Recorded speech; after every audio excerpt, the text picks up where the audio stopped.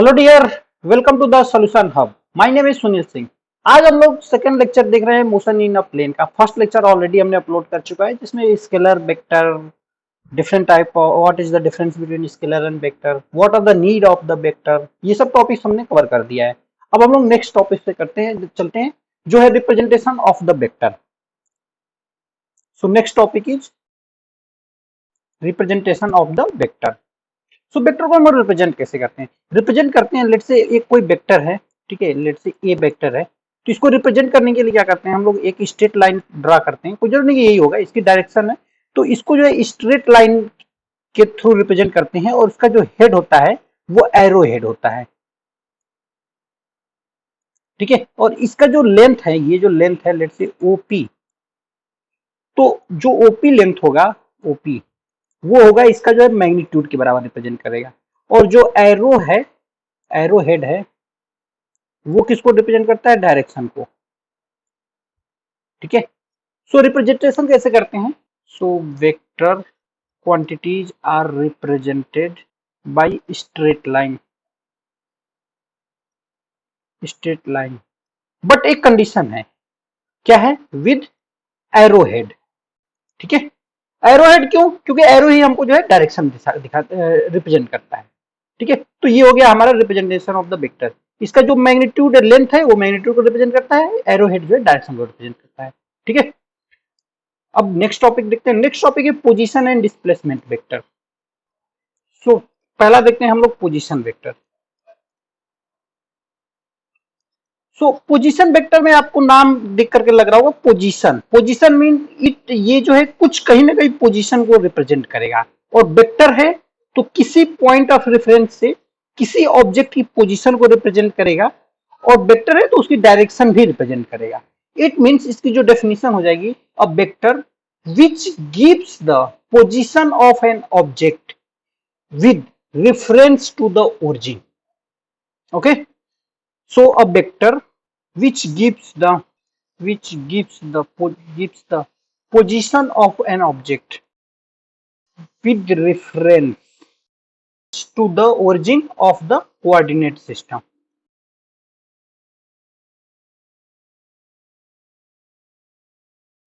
ठीक है,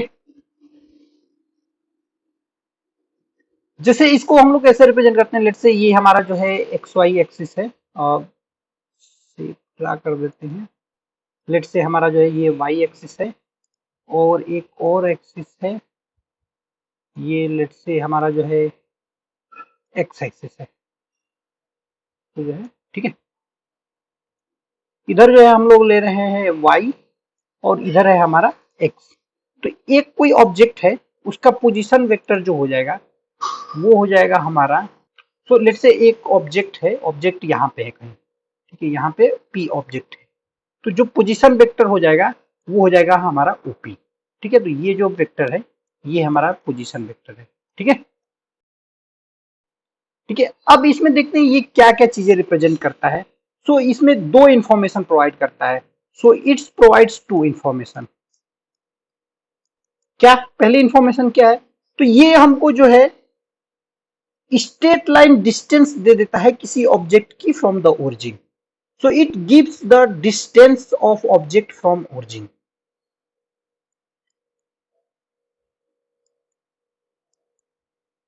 ठीक है। और दूसरा पॉइंट क्या क्या दिखाता है? तो ये हमारा जो है ओरिजिन से इसकी डायरेक्शन भी हमको बता देता है। सो ये रिप्रेजेंट करता है direction of object with respect to origin, ठीक है। तो ये हमारा हो गया पोजीशन वेक्टर। अब हम लोग मूव करते हैं displacement vector. So displacement vector क्या होता है? डिस्प्लेसमेंट से आपको क्लियर होगा, डिस्प्लेसमेंट इन द सेंस कि ऑब्जेक्ट का कहीं ना कहीं डिस्प्लेसमेंट को ये जो है रिप्रेजेंट कर रहा होगा।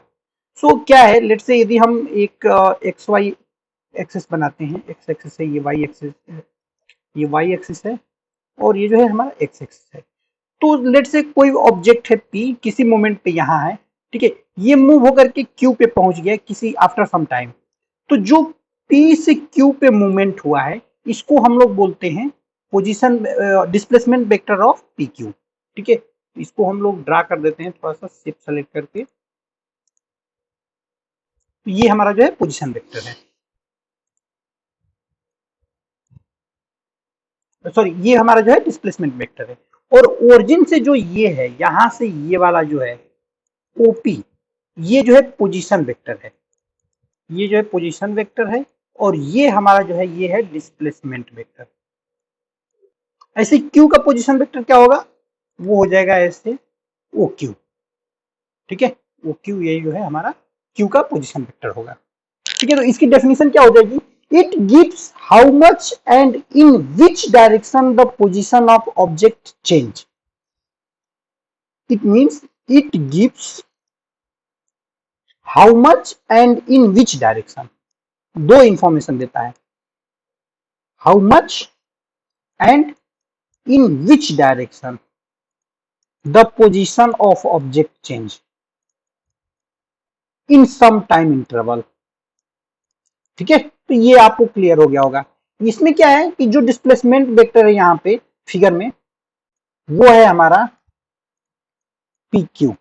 ठीक है, और पी क्यू जो होता है वो क्या होता है, position of vector of Q minus position vector of P. ठीक है, तो ये हमारा जो है डिस्प्लेसमेंट वेक्टर का ये जो है नियम है। ठीक है, O Q minus OP, displacement vector of arrow minus displacement vector of the tell.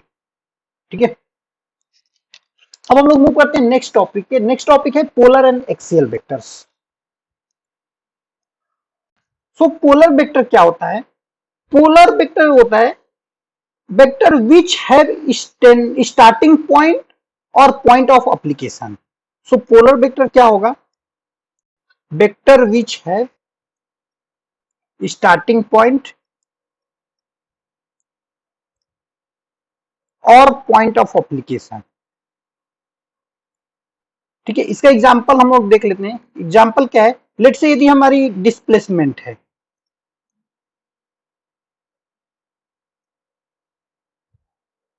तो डिस्प्लेसमेंट में क्या है, इसका जो पोजीशन वेक्टर है, डिस्प्लेसमेंट में क्या है, हमारा जो स्टार्टिंग पॉइंट मेंशन रहता है, डिस्प्लेसमेंट में यहां से स्टार्ट हुआ और यहां तक गया, इसमें ये जो है स्टार्टिंग पॉइंट है।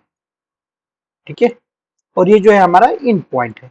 ऐसे ही यदि हम लेते हैं फोर्स, सो फोर्स में क्या होता है, एक ऑब्जेक्ट है, तो यहाँ पे हम लोग बताते हैं कि फोर्स यहाँ पे लग रहा है, इट मीन्स जो है ये पॉइंट ऑफ एप्लीकेशन है। यहाँ पे ये जो है क्या है, पॉइंट ऑफ एप्लीकेशन है। ठीक है, तो या तो पॉइंट ऑफ एप्लीकेशन हो या जो है स्टार्टिंग हो किसी वेक्टर का, तो उसको हम लोग बोलते हैं पोलर वेक्टर। ठीक है, अब हम लोग मूव करते हैं एक्सियल वेक्टर पे। ओके, सो एक्सियल वेक्टर क्या होता है, सो ऐसा वेक्टर जो रोटेशनल इफेक्ट को रिप्रेजेंट करता है, और कैसे एक्ट करता है, along the axis of rotation. ठीक है, so the vector which represent rotational effect. ठीक है, and act along the axis of rotation, and act along the axis of rotation. ठीक है, लेट से यदि हम इसका एग्जांपल लेते हैं, पहला एग्जांपल एंगुलर वेलोसिटी। तो इसमें क्या होता है, ऑब्जेक्ट ऐसे जो है हमारा ऑब्जेक्ट रोटेशन मोशन करेगा, ऐसे मोशन करेगा, तो इसका जो डायरेक्शन होगा इसका फोर्स का ऑलवेज इसके परपेंडिकुलर होगा, एक्सिस के परपेंडिकुलर होगा। ये जो है हमारा रोटेशनल मोशन हो गया। या फिर एक और नियम, एक और चीज होता है टार्क। टार्क क्या होता है, किसी लेट से यहाँ पे एक फिक्स ऑब्जेक्ट है, एक जो है एल लेंथ का जो है यहाँ पे ऑब्जेक्ट है, तो यहाँ पे यदि हम इसको फोर्स लगाएं तो ये क्या होता है कि ये टार्क प्रोवाइड करता है, तो ये जो है टार्क जो होता है वो रोटेशनल होता है। ठीक है, तो ये हो गया एक्सियल वेक्टर। अब हम लोग कुछ टाइप्स ऑफ वेक्टर्स देख लेते हैं जो इंपॉर्टेंट वेक्टर्स हैं। ठीक है, तो इसमें जो पहला वेक्टर है वो है हमारा इक्वल वेक्टर। ठीक है, लेट से एक वेक्टर हमारा ए है और दूसरा वेक्टर हमारा जो है बी है, तो ए और बी को हम लोग इक्वल वेक्टर बोलेंगे। कब बोलेंगे, we can say vector A is equal to vector B if क्या होना चाहिए, पहला कंडीशन हो जाए इसका जो मैग्नीट्यूड है, magnitude of A equal to magnitude of B, और दूसरा क्या होना चाहिए, direction of A should be in B's direction. It means B के डायरेक्शन में ही डायरेक्शन ऑफ ए होना चाहिए, ठीक है। इट मीन्स डायरेक्शन भी सेम हो और मैग्नीट्यूड सेम हो, तब हम उसको दो वेक्टर्स को बोलेंगे वो जो है इक्वल वेक्टर्स है। लेट से एक वेक्टर यहां से यहां तक है, दूसरा वेक्टर भले इसका यहां पे हो, भले कहीं पे भी हो, इसको वेक्टर ए वेक्टर बी, तो ये जो है इक्वल वेक्टर बोल सकते हैं यदि इसका मैग्नीट्यूड, इसकी इट मीन्स इसका लेंथ बराबर हो और इसकी डायरेक्शन सेम हो, ठीक है। अब इक्वल वेक्टर के बाद हम लोग चलते हैं unit vector. So next topic is unit vector. So unit vector क्या होता है? कोई भी वेक्टर है, लेट से हमारा ये वेक्टर ए है, ठीक है, तो यूनिट वेक्टर होगा, इसका जो मैग्नीट्यूड होगा यूनिट वेक्टर का वो जो है यूनिट होगा। इट मींस ये जो है यूनिट होगा और जो डायरेक्शन होगा वो ए की डायरेक्शन होगी। इट मींस जो यूनिट वेक्टर है उसको हम लोग ए कैप से रिप्रेजेंट करते हैं, वो क्या होगा? Vector A divided by mod of A, ठीक है। इट मींस इसके मैग्नीट्यूड से इस वेक्टर में डिवाइड कर देंगे तो हमको जो वेक्टर आएगा उसको हम लोग बोलते हैं यूनिट वेक्टर ऑफ ए, ठीक है। ये जो है हमारा वेक्टर ऐसे होगा। अब हम लोग चलते हैं zero vector. So next topic है zero vector. So zero vector क्या होता है? सो कोई भी वेक्टर जिसका मैग्नीट्यूड जीरो हो, a vector with zero magnitude, तो उसको हम लोग बोलेंगे जीरो वेक्टर। अब आप लोग सोच रहे होंगे कि इसका सिग्निफिकेंट क्या है, जीरो वेक्टर होते कैसे हैं? तो इसका एग्जांपल यदि हम देखें तो पहला एग्जांपल हम लोग ले सकते हैं फिजिकल सिग्निफिकेंस के लिए। पहला एग्जांपल है, लेट्स से कोई ऑब्जेक्ट है, ठीक है, वो स्टेशनरी ऑब्जेक्ट है, इसी ओरिजिन पे ही है, तो इसका position vector, so position vector of object at origin, इसका क्या होगा? पोजीशन वेक्टर जीरो होगा। ऐसे सिमिलर एग्जांपल, यदि कोई पार्टिकल है वो जो है स्टेशनरी है, स्टेशनरी पड़ा हुआ है, तो उसकी वेलोसिटी वेक्टर क्या होगा? So velocity vector of stationary object.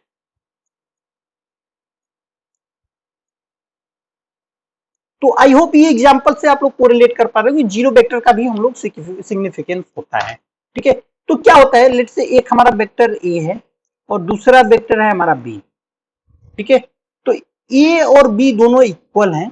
If A is equal to vector B है तो ए माइनस जो बी हो जाएगा वो हमारा जो है जीरो वेक्टर के बराबर होगा, ठीक है। तो इसलिए जीरो का जो सिग्निफिकेंस है। कुछ और एक दो प्रॉपर्टी है। पहली प्रॉपर्टी ये है कि vector A plus zero vector जो होता है वो होता है ए के बराबर, या माइनस भी करेंगे तो सेम होगा। दूसरा है कि vector A into zero vector जो हो जाएगा वो हो जाता है हमारा जीरो, ठीक है। अब हम लोग नेक्स्ट टॉपिक में देखेंगे कैलकुलेशन ऑफ द वेक्टर। सो आज के लिए इतना ही। नेक्स्ट वीडियो में हम लोग मिलते हैं, देखेंगे calculation of the vector. Calculation of the vector में एडिशन, मल्टीप्लिकेशन, पहले एडिशन देखेंगे। एडिशन के तीन नियम है, triangular law of addition, parallelogram law of polygon law of addition, तो उसको हम लोग देखेंगे। So thanks guys, thanks for watching videos. Please like, subscribe and comment your query.